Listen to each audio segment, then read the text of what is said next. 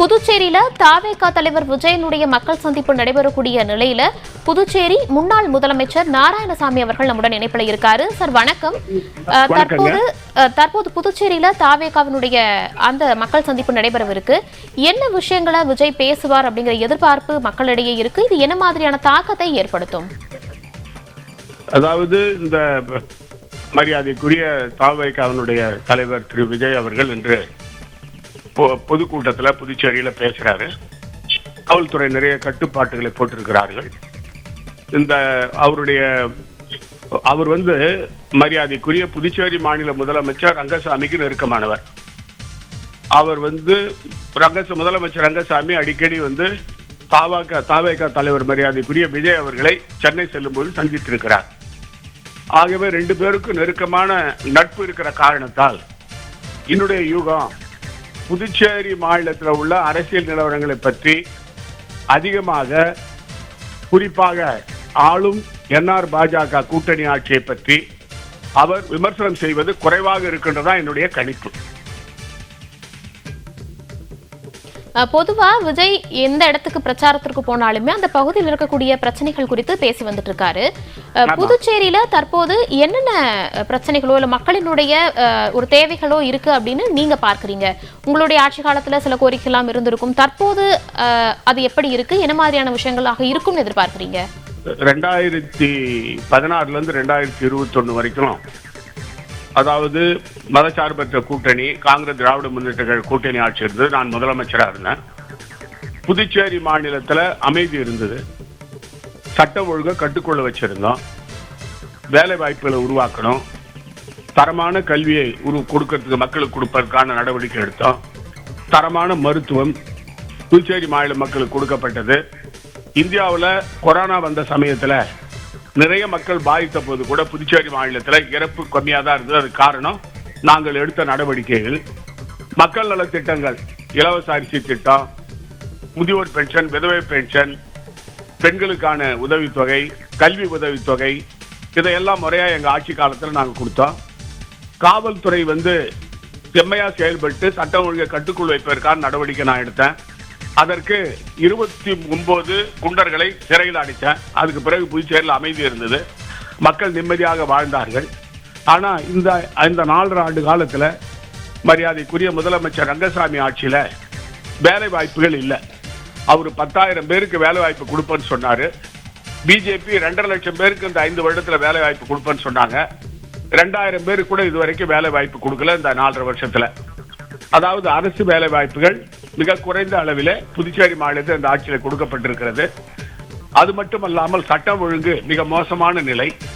நிலம் அபகரிப்பு, வீடு அபகரிப்பு, இது மரியாதைக்குரிய முதலமைச்சர் ரங்கசாமி அவர்களுடைய தொகுதியிலே நடக்குது. சட்டமன்ற உறுப்பினர் அந்த நில அபகரிப்புல ஈடுபட்டிருக்கிறாங்க. இது ஒரு ஊழல் நிறைந்த ஆட்சி. இதை தொடர்ந்து நாங்க வலியுறுத்துற மக்கள் மத்தியில 3 வருடமா சொல்றோம். அதாவது ரெஸ்டோ பார் கொடுக்க முதலமைச்சர் நேரடியாக ஒவ்வொரு ரெஸ்டோ பாருக்கும் 40 லட்சம் லஞ்சம் வாங்குறான்னு பகிரங்கமா நான் குற்றச்சாட்டு சொன்னேன். அது மட்டும் இல்லாம முதலமைச்சரை பொறுத்த வரைக்கும் அவருடைய துறையில மிகப்பெரிய அளவுல போலி மருந்து தயாரித்து விட்ட பிரச்சனை இப்பொழுது பூதகரமா புதுச்சேரியில் எழுந்திருக்கு. 2,000 கோடி ரூபாய்க்கு போலி மருந்து இந்தியா முழுவதும் புதுச்சேரியில் தயாரித்து விநியோகம் செய்யப்பட்டிருக்கிறது. அது சம்பந்தமாக சிபிஐ விசாரணை கேட்டு நடவடிக்கை எடுத்தோம். அது மட்டும் இல்லாம உள்துறை அமைச்சராக இருக்கின்ற திரு நமச்சிவாயம் அவருடைய துணைவியார் பேர்ல கோடிக்கணக்கில் அவர் சொத்து வாங்கியிருக்கிறார். இந்த ஆவணங்களையும் மக்கள் மத்தியில காட்டியிருக்கிறோம். லட்சுமி நாராயணன் பொதுப்பணித்துறை அமைச்சர், அவருடைய துறையில 30% கமிஷன் வாங்குறாங்க. அதுல அமைச்சருக்கு ஈடுபாடு உண்டு, அதையும் சொல்லி இருக்கிறோம். மாட்டு தீவனம் வாங்குறதுல, பசுமாடு வாங்குறதுல ஊழல், அது திரு தேனி ஜெயக்குமார் துறை. இப்படி பல ஊழல்கள் இந்த ஆட்சியில் நடக்குது. அதாவது அமைச்சர்களை பொறுத்த வரைக்கும் முதலமைச்சர் அமைச்சர்களும் ஊழலை கிழிச்சிருக்கிறாங்க. வளர்ச்சி இல்ல. அதாவது பெண்களுக்கு பாதுகாப்பு கிடையாது. ஆஸ்பத்திரியில குழந்தைகள் இறப்பு இருக்கு. இதையெல்லாம் கவனிக்கல. கல்வியினுடைய தரம் குறைஞ்சிருக்கு. மத்திய அமைச்சரகமே, மத்திய கல்வித்துறை அமைச்சரகமே ஒரு கேள்வி எழுப்பியிருக்கிறாங்க. 10,000 பிள்ளைகள், அதாவது புதுச்சேரியில பள்ளிகளில் இருந்து நின்று விட்டார்கள். 1ஆவதுல இருந்து 12ஆவது வரைக்கும் நின்று விட்டார்கள். அதற்கு நீங்கள் நடவடிக்கை எடுத்து இந்த ஆட்சியாளரை கேட்டிருக்கிறாங்க. இப்படி மக்களுக்கு கொடுத்த வாக்குறுதி நிறைவேற்றாத ஒரு ஊழல் நிறைந்த ஆட்சி புதுச்சேரி நடக்குது. இது சம்பந்தமா மரியாதைக்குரிய விஜய் அவர்கள் என்ன பேசுவார் என்று பார்த்தோம். விஜய் அவர்களை பொறுத்த வரைக்கும் ராகுல் காந்தி அவர்களுக்கு நெருக்கமானவர் அப்படிங்கிற ஒரு கருத்து தொடர்ந்து இருந்து வந்துட்டே இருக்கு.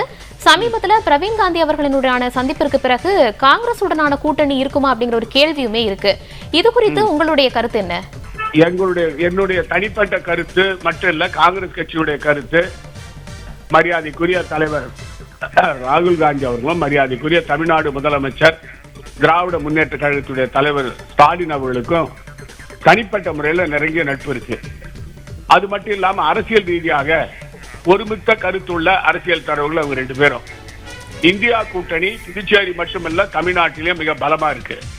இந்தியா கூட்டணி மாறுவதற்கான வாய்ப்புகள் இல்லை. அதாவது தாவேகா தலைவர் விஜய் அவர்கள் தலைவர் ராகுல் காந்திக்கு அவருக்கு நெருக்கமா இருந்திருக்கலாம். அது சம்பந்தமா எனக்கு சரியான தகவல் தெரியல. அப்படி இருந்தாலும் கூட அதாவது அணி மாறுவதற்கான காங்கிரஸ் கட்சி அணி மாறுவதற்கான வாய்ப்புகள் கிடையாது.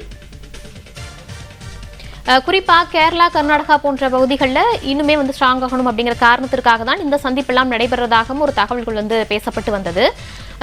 நீங்க ஒரு மூத்த அரசியல் தலைவராக வரக்கூடிய தேர்தலில் விஜயனுடைய வருகை எவ்வளவு ஒரு பெரிய தாக்கத்தை ஏற்படுத்தும்னு எதிர்பார்க்கிறீங்க? புதுச்சேரி மாநிலத்தை பொறுத்த வரைக்கும் அதாவது அவருக்கு ரசிகர்கள் இருக்கிறார்கள், அவர்கள் வருவார்கள். ஆனா அது எந்த அளவுக்கு வாக்கா மாறும்னு சொல்ல முடியாது. எப்படி இருந்தாலும் கூட எங்களுடைய கூட்டணி இந்தியா கூட்டணி ஒரு பலமான கூட்டணி. 2026 கண்டிப்பாக எங்களுடைய இந்தியா கூட்டணி காங்கிரஸ் தலைமையில புதுச்சேரி மாநிலத்தில் ஆட்சி அமைக்கும். இணைப்பில் இணைந்து தகவல் அளித்தமைக்கு நன்றி ஐயா.